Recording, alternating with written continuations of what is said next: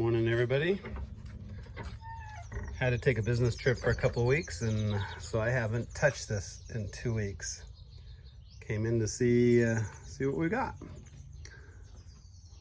All of these were planted as seeds before we left, and you can see how well they've grown here in the garden, in the greenhouse. These are peas. These peas actually came, if you guys remember correctly, in one of my other videos, I had grown some peas, dried them over here, and then went ahead and stuck some of them into these containers. I put some peas in there, and I put a piece of corn in each one.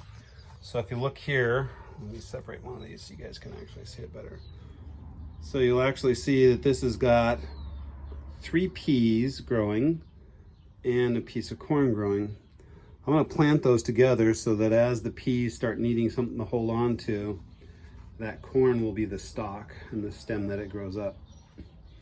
It looks like we've got some chard coming in, we've got some cabbage coming in. Also planted some more plants over here that seem to be doing fairly well. These are actually from this guy. So a couple weeks ago, I had picked the best that I could find out of here.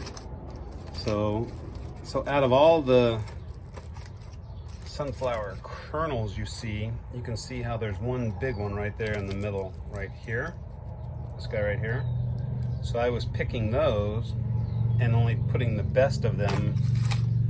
I kept that in case I wanted to plant a couple more, but these are all going to be giant sunflowers that I'm going to put in the ground as well. And then I'll put some of these dried peas over there around those giant sunflowers, but I wanted the giant sunflowers to get a head start before I planted the peas around them. That way the peas will have another stalk to grow up at. Remember back in the day they used to talk about the 3 sisters? This is kind of like the 2 sisters where I'm just growing these 2. I don't have a squash or anything going in on the ground, but I could. These are some pieces of corn that I planted as well, and they seem to be doing not too bad. Not everybody germinated, but the majority of them germinated, so I'm happy with that. Now here's what I really wanted to come in and show you was after a couple of weeks, looks like I've got some ants starting to come in, so I've got to deal with those. My strawberries are looking really nice. Really happy with the strawberries. But the rest of it is what I really wanted to see what was happening with.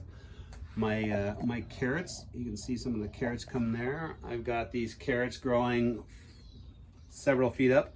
When they start to bloom like this, when they start to get heads like that, that's when I know I need to start picking them, or let them go ahead and bloom and get some seeds off of them so that I can work with the seeds. But over here, for some of my other plants that I have in here, you'll see I'm starting to get these little tiny black things. Well, they're black just because of the lighting. These are aphids. And so I'm going to need to, obviously, you can see I've got a bit of an infestation here of aphids that have come in while I've been gone. This right here is some eggplant that's just covered, and I'm not used to having eggplant covered in aphid. And this is that long purple eggplant. Looks like we've got a couple eggplants actually coming in. My chard doesn't look as affected. If I look underneath here, I'm looking pretty good. I don't see any aphids on that, so I'm happy with that. But I am going to have to do something for the aphids. Usually I treat everything in here with non-toxic stuff just because we eat it right out of the garden. So what I'm going to do today is I'm going to come in here and I'm just going to use a bottle of soapy water, because aphids are not a fan of soapy water. And I'm going to do this so you can see on that leaf right there. I'm just going to be spraying soapy water all in amongst my plants here. And this is going to get rid of all these aphids. Now, it's not going to do it automatically. I will have to apply this And so what I've done is I've just grabbed a bottle, an old Febreze bottle, cleaned it out, and I'm using it because it's got a nice spray head on it. Does a good job on the spraying. And I'm just going to also spray that to help fight the ants that are starting to come in here. I've got some tomatoes coming in back there that I need to pick as well. Once I put the phone down, and then over here where again, I haven't been here for a couple of weeks, but you can see my little cups here. Some of them have more water in it than others. I put those over here so I could see what my flow was out of the sprinkler head that I put up here.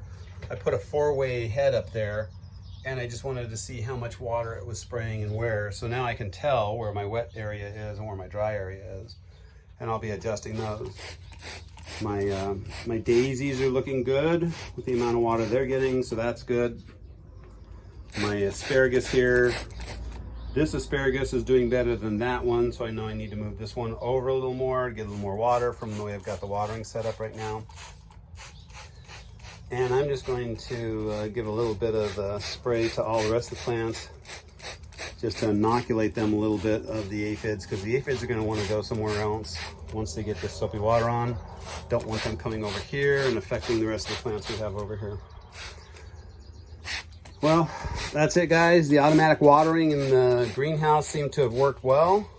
I can obviously take off for a couple of weeks at a time and still have a greenhouse to come back to full of plants that we can pick and eat, and so I'm happy with that. I'm happy that the drip system does work, and that if something were to happen and I was laid up, I wouldn't have to worry about coming out here and watering all the time, because it's going to be pretty self-sufficient. Thanks for watching.